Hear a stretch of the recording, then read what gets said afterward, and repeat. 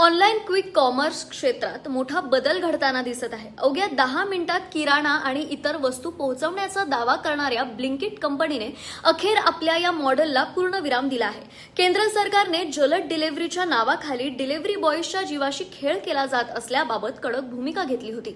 वेळेच्या प्रचंड दबावामुळे अनेक डिलिव्हरी एजंट्स वाहतुकीचे नियम तोडतात, अपघात होतात आणि त्यांचा जीव धोक्यात येतो, असा इशारा सरकारने दिला होता।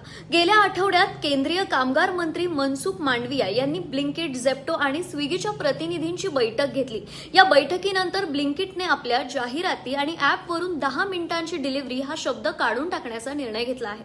आता वेळेऐवजी उत्पादनावर भर देत 30,000हून अधिक उत्पादने तुमच्या दारात, असा नवा दावा करण्यात येत आहे। या निर्णयामागे गिग वर्कर्सच्या आंदोलनाचाही मोठा वाटा आहे।